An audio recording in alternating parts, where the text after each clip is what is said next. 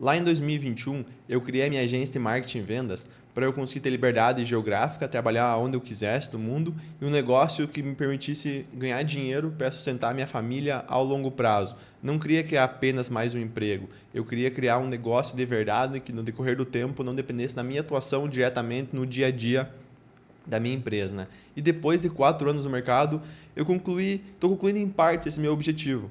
Ainda o negócio não toca, não roda sem mim, mas cada dia eu estou evoluindo um passo a mais para conseguir sair da minha operação. E eu quero hoje te dar a mentalidade certa para você pegar e começar a se retirar da operação e construir um negócio sólido e lucrativo de verdade, se desenvolvendo como pessoa e também como CNPJ, eu diria, né? Mas pessoal, Michel aqui diretamente do posto de comando e olha só. Todo mundo, quando começa uma empresa nova, as pessoas geralmente começam com a mentalidade errada.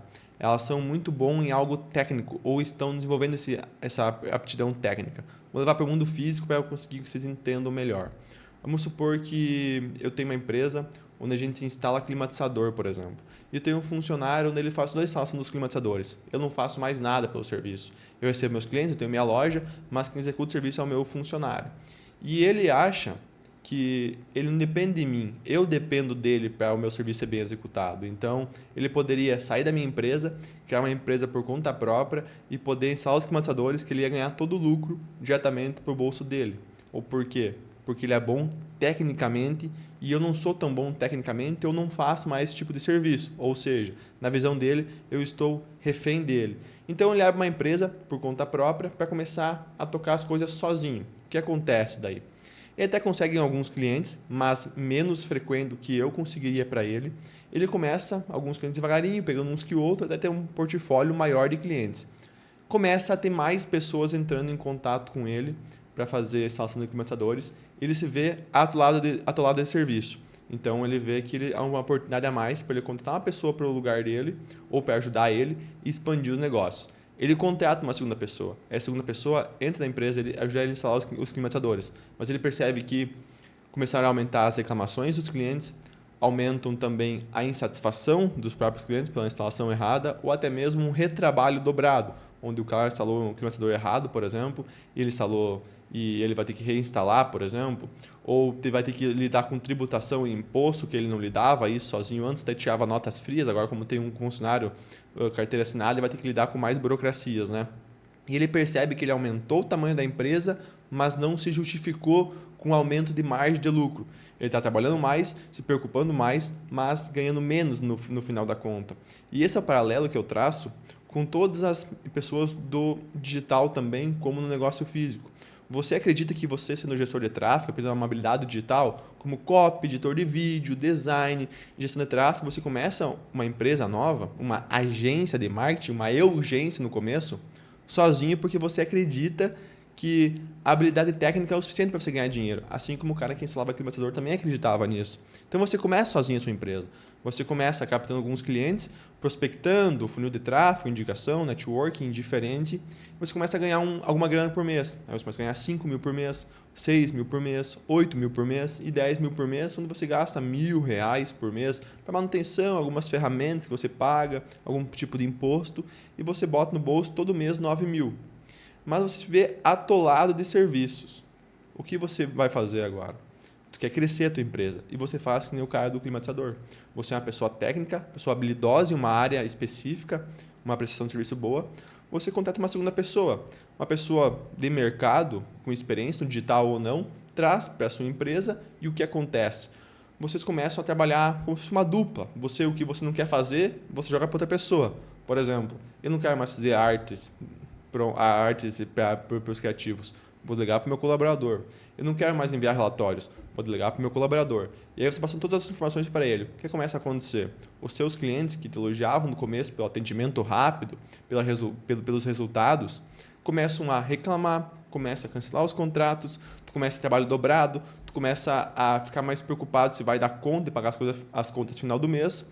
Se tu botar uma sala física, por exemplo, o aluguel, a luz, ou, por exemplo, vai ter que pagar mais uma pessoa no Notion, por exemplo, pagar impostos, tudo isso vai aumentando e tua margem de lucro, assim como o cara do climatizador, foi esmagando. Qual que foi o erro nessas duas situações?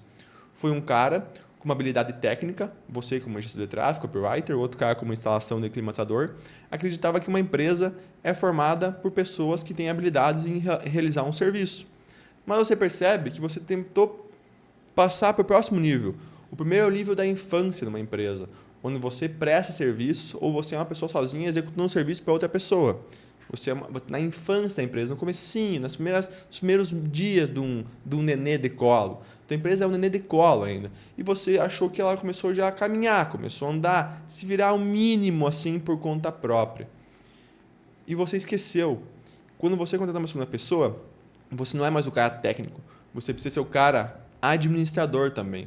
Então, é o cara que precisa ter processos, precisa desenhar a empresa, o que o colaborador precisa fazer, porque você vai perceber a maior dura do mercado. Você não vai contratar ninguém igual a você. E se você encontrar esse cara, vai te cobrar um preço que no começo você não possa pagar. Aí você tem uma opção, talvez, que é chamar o cara de sócio junto. Mas bem, o vídeo não é sobre você achar um sócio. Eu quero te mostrar como se desenvolver para crescer a tua empresa. Nesse momento, você percebe, vai ter que contar uma segunda pessoa, você tem que ir atrás de criar processos para conseguir ensinar a pessoa a pensar próximo ao que você pensa ou a organizar a empresa, fazer ela replicar aquilo que você faz. Um administrador, ele não aumenta a empresa de faturamento.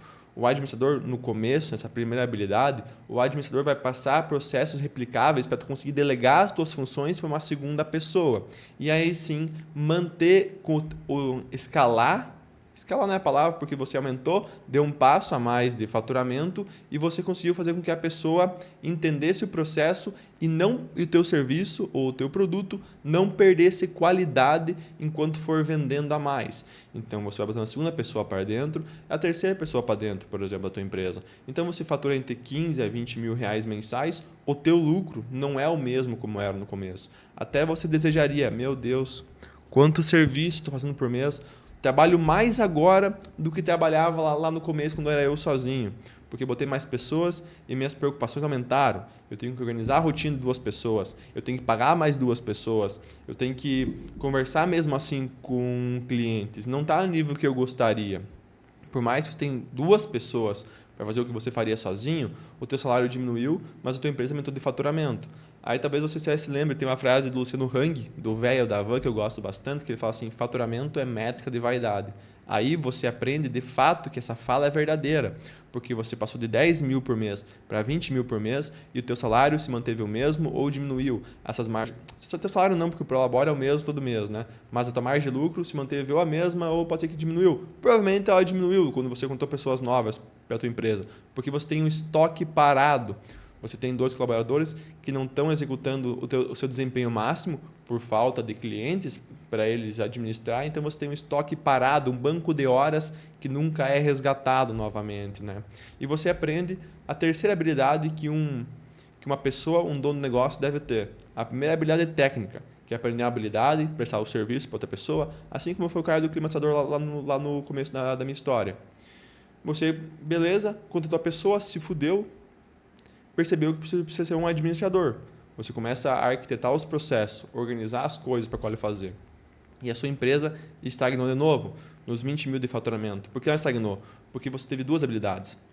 2 conceitos como um dono de negócio. Você foi o cara técnico, sabe de habilidade técnica. Você foi um bom administrador, minimamente, que você conseguiu arquitetar as funções do passado para o teu colaborador, que é o técnico no presente, conseguir executar. Faltou a terceira habilidade, que é a visão de futuro, que é a visão de um empreendedor. O empreendedor é o cara que vislumbra um futuro maior, que abre a mão do curto prazo para ganhar no longo prazo. Você fez teoricamente isso porque você confiou no processo de que se você arquitetasse um processo estruturado para os seus colaboradores, você consegue crescer mais, mas com menos margem. E agora, o empreendedor entra em ação. Quem é o empreendedor? Cara, o empreendedor é aquele que toma risco, meu. O empreendedor é aquele que não se importa em ganhar pouco dinheiro no curto prazo e ganhar dinheiro no longo prazo. Mas para isso você tem que lembrar o seguinte, caras. O empreendedor, ele não pensa no dinheiro pelo dinheiro. Se você quer só ganhar 20 mil por mês, 30 mil por mês de lucro, lucro não, de prolabore, por exemplo, de salário todo mês, cara, tu vai precisar renegar o curto prazo e não trocar dinheiro pelo dinheiro. Porque se fosse dinheiro pelo dinheiro, meu amigo, você teria escalado a tua empresa sozinho, se matado de trabalhar mais para conseguir botar mais dinheiro no seu bolso. Você contratou novas pessoas porque você acredita num futuro de longo prazo. Você sacrificou tua margem de lucro para conseguir ter um lucro maior no longo prazo. Ou um lucro maior, que é a visão do empreendedor, por longo prazo, ou trabalhar menos, que é a visão de um cara mais com menos ambição, eu diria, né? Eu acho que você é a pessoa que quer construir uma empresa grande. Assim como eu tenho o sonho de construir uma empresa com 30, 40, 50 colaboradores.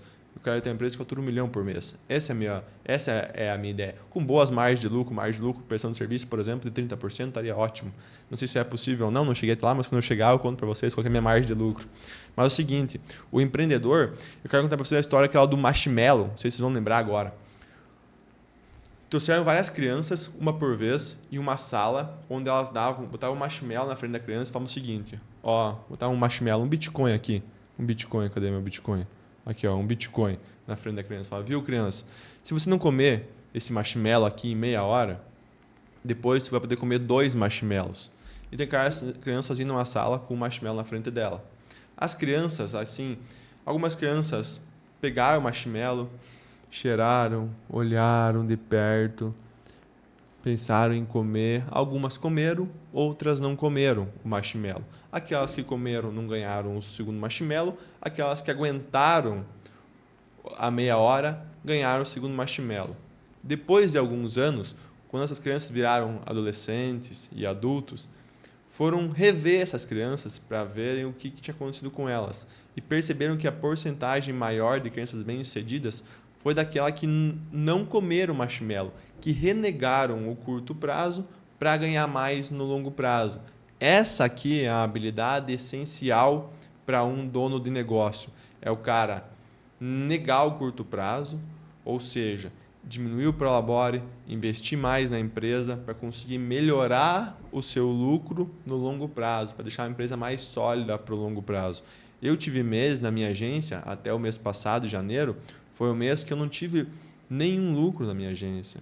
Todo o dinheiro eu reinvesti nela mesmo. Então, se eu fosse ver para o lado de investidor, não seria uma boa empresa para investir, porque no mês de janeiro não tive nenhum lucro, até prejuízo. Suguei tudo caixa, não, tudo lucro do mês para eu reinvestir na minha empresa, para daqui 2, 3 meses eu estar faturando 300, 2 meses não, 5, 6 meses, estar faturando 300 mil por mês com uma margem de lucro maior. Eu sou o cara que renega o curto prazo para o longo prazo. Essa é a habilidade crucial para o empreendedor. E outra, é correr riscos mesmo. Não me importa não ter margem de lucro, desde que eu vislumbre que eu sou um cara melhorando por longo prazo. A mensagem que eu quero dar com esse vídeo aqui é o seguinte, meu querido. Para tu ter o seu nome de agência, tu tem que ter essas 3 habilidades. Tem que ter habilidade técnica, tem que saber o que tu está fazendo para poder crescer o primeiro estágio da infância. Depois tu vai criando uma empresa. Tu precisa ser um administrador para ter processos de gestão e delegação de tarefas e ser um empreendedor. O empreendedor é aquele que sobe uma montanha e olha para a próxima montanha. Não é o cara que busca dinheiro pelo dinheiro. Ele não é um investidor onde aposta dinheiro para ganhar mais dinheiro. É o cara que tem coragem de fazer uma coisa acontecer para um mundo melhor, que ele quer gerar valor para o mundo. Se vocês querem gerar valor para o mundo, eu te peço para me inscrever aqui no meu canal aqui abaixo, dar uma olhada no meu Substack e eu agradeço ter você comigo hoje. Valeu, pessoal. Tamo junto. Tchau, tchau.